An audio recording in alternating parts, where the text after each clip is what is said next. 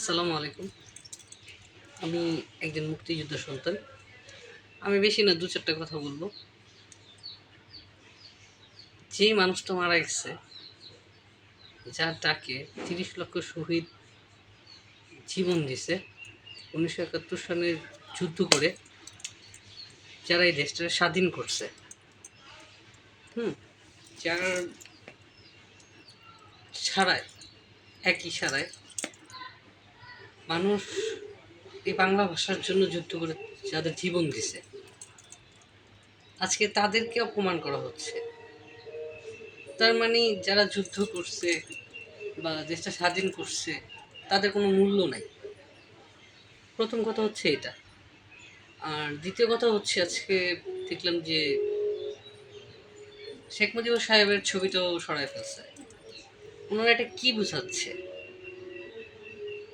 এই দেশটা আমার বাবা বা যারা মুক্তিযোদ্ধা যারা স্বাধীন করে দিছে তাদেরকে অপমান অপদস্থ করা হচ্ছে, আর যারা ২৪-এর দেশটাকে স্বাধীন করতেছে বলছে, বাক স্বাধীনতাকে স্বাধীনতা বলতেছে, তারা তারা এই বাক স্বাধীনতাটা কোথা থেকে পাইছে? কই থেকে আসছে এই বাক স্বাধীনতাটা? যদি আমার বাবা বা যারা যুদ্ধ করছে তারা যদি দেশটাকে স্বাধীন করে না দিত, তারা এই ভাষা কই থেকে পাইতো? আমাকে একটু বলেন। প্রথম কথা হচ্ছে আমার এটা। আর কেনই বা মৃত মানুষটাকে নিয়ে অপমান অপদস্থ করা হচ্ছে? কি কারণে?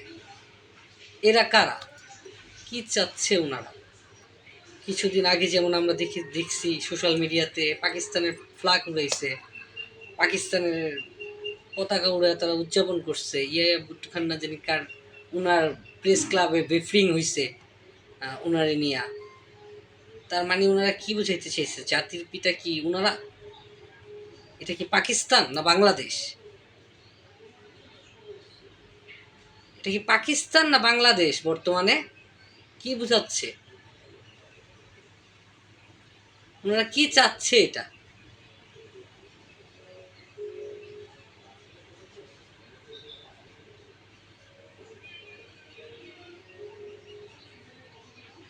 কি বুঝায়? কি ওনারা কি চায়? দেশটারে পাকিস্তান বানাইতে চায়? আজকাল ছবি ছড়াই দিতেছে, ভাস্কর্য ভাঙতেছে, মুক্তিযোদ্ধাদের ভাস্কর্য সহ ভাঙছে।